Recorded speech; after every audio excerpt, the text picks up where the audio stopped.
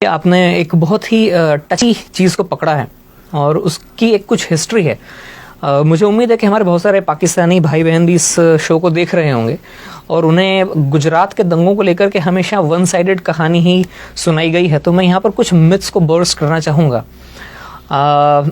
अक्सर ही बताया जाता है, पाकिस्तान के अंदर तो यही खबरें जाती हैं कि मोदी के राज में 2000 मुसलमानों को मार दिया, लेकिन एक्चुअल फिगर 2000 नहीं है। वैसे मुझे शर्म आ रही है ये नंबर्स बोलने में। ये कोई खुशी का मौका नहीं है, ये कोई खुशी की चीज़ नहीं है कि मैं ये कहूँ कि 790 मुसलमान मारे गए थे और 240 हिंदू मारे गए थे। ये जॉइंट पार्लियामेंट्री कमेटी की रिपोर्ट थी जो कांग्रेस के राज में बाद में मनमोहन सिंह जी जब प्राइम मिनिस्टर थे तब टेबल हुई थी और उस रिपोर्ट के ये फिगर्स हैं। 790 मुसलमान मरे, 240 हिंदू मरे। ये बहुत बदकिस्मत नंबर है, लेकिन ये फैक्ट्स हैं जो कांग्रेस के राज में आए थे। अब इमीडिएट रीजंस ये थे कि साहब एक ट्रेन थी जो अयोध्या, जो हिंदुओं का एक बड़ा, जैसे मुस्लिम भाई बहनों का जैसे मक्का या मदीना होता है, वैसे अयोध्या राम जी का जन्मस्थल माना जाता है। वहाँ से तीर्थयात्रियों की एक ट्रेन अयोध्या से लौटी थी। वो गुजरात के गोधरा स्टेशन के ऊपर थोड़ा सा आउटपोस्ट पे खड़ी हुई थी और उसमें जो यात्री थे, तीर्थयात्री थे, कुछ विश्व हिंदू परिषद के लोग थे, कुछ आरएसएस के काडर थे, जिनका अयोध्या में आना जाना लगा रहता है। अचानक, एंड आई से this with lot of डिसमे and lot of embarrassment, कि अचानक करीब 1000 मुसलमानों की भीड़ उस ट्रेन के उस डब्बे में पहुंचती है जहां पर इन लोगों के रिजर्वेशन थे। बोगी नंबर S6 और S7 इसे घेरती है। अचानक पथराव शुरू होता है और पेट्रोल में भिगो कर रुई के गद्दों को और तकियों को अंदर फेंका जाता है और आग लगाई जाती है, जिसमें 59 हिंदू जिंदा जलकर मर जाते हैं। 28 फरवरी सन 2002 का दिन था, सुबह 9:30 बजे के आसपास का वक्त था। इसमें 59 जो हिंदू जलकर मरते हैं। जैसे कि आपको जानकारी, इंडिया में जो स्लीपर डब्बे होते हैं उनमें 72 लोगों की सीटें होती हैं, तो 72 में से 59 लोग जलकर मर गए। उनमें 40 औरतें थीं और बच्चे थे।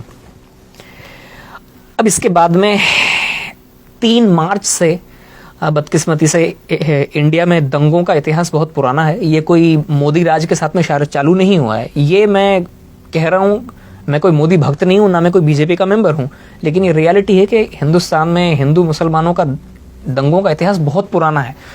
बदकिस्मती से दंगे हो जाते हैं 3 मार्च से। जब शुरुआत में इस खबर को थोड़ा दबाया गया, लेकिन जब 59 लोग जिंदा जलकर उन पापड़ जैसे बन गई वो लाशें, और उन लाशों को जब ट्रांसपोर्ट किया गया था तो वो लाशें जहाँ जहाँ से गुजरी वहाँ से ये खबर फैलती चली गई और 3 मार्च से दंगे फसाद चालू हुए, जिनमें बदकिस्मती से जो फिगर्स मैंने आपको बताई उतने लोग मारे गए थे।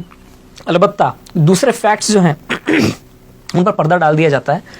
ऐसा पहली बार हुआ था जब किसी भी राज्य में दंगे शुरू होते ही 48 घंटे के अंदर अंदर वहां के चीफ मिनिस्टर ने आर्मी को आने के लिए ग्रीन सिग्नल दे दिया हो।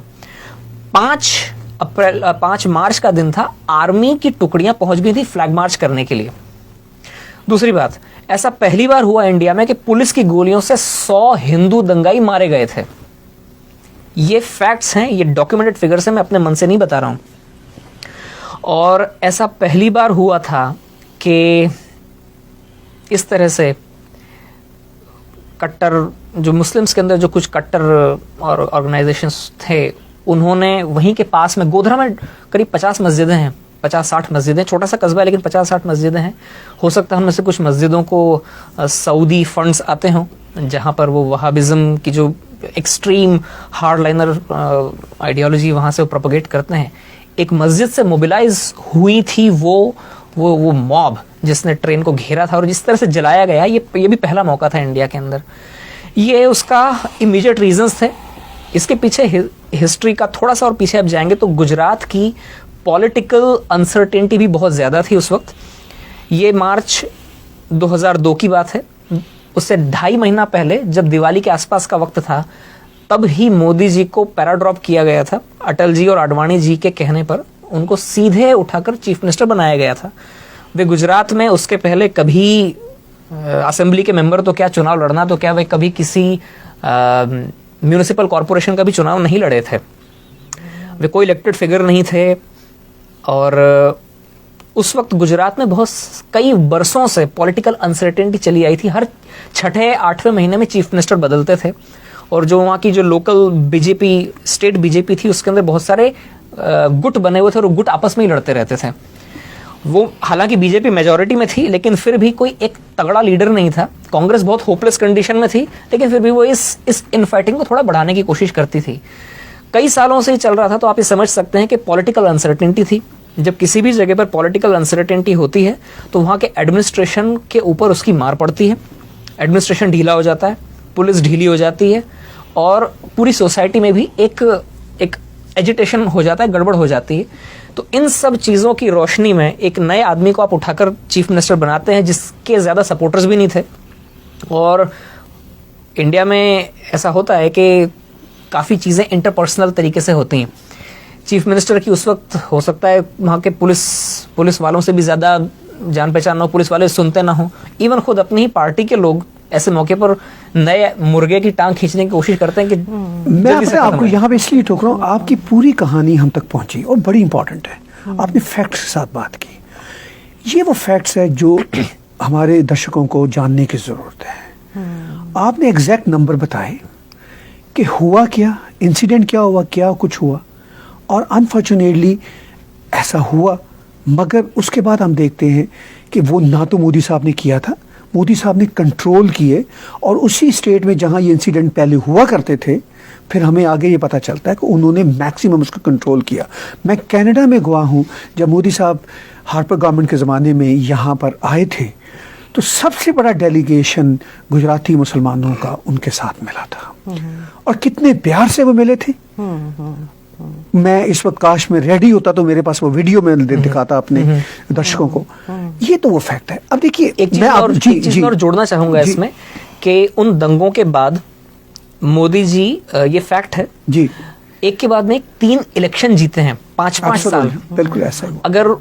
अगर उन्होंने दंगे करवाए होते जैसा कि लोग बोलते हैं, नहीं, वो तो एक सिस्टेमिक कैंपेन है ना उनके खिलाफ, डेमोनाइज करने की। तो गुजरात की जो पब्लिक है, इंडिया की सबसे ज्यादा एजुकेटेड पब्लिक में से मानी जाती है। वो इतनी बेवकूफ तो नहीं है कि किसी मास मर्डरर को एक के बाद में 3 इलेक्शन जिताएगी। और दूसरी बात यह है कि एक बार जब ये जम गए वहां पर, तो इतिहास साक्षी है, तारीख गवाह है कि उसके बाद में फिर गुजरात में कभी कोई दंगा नहीं हुआ जी। और ये बड़ी दिलचस्प बात है कि आज भी इस आदमी की तनकीद करने के लिए लोगों को कुछ और नहीं मिलता है तो 17 साल पीछे जाते हैं। राइट। मतलब 17 साल से ये आदमी लगातार या तो गुजरात का चीफ मिनिस्टर था या इंडिया का प्राइम मिनिस्टर था। इन 17 सालों के कालखंड में इस आदमी के खिलाफ बोलने के लिए किसी को कुछ नहीं मिल रहा है। मतलब तो वो ये जो 17 साल पीछे जाना पड़ता है लोगों को। अच्छा, ये बड़ी दिलचस्प बात है।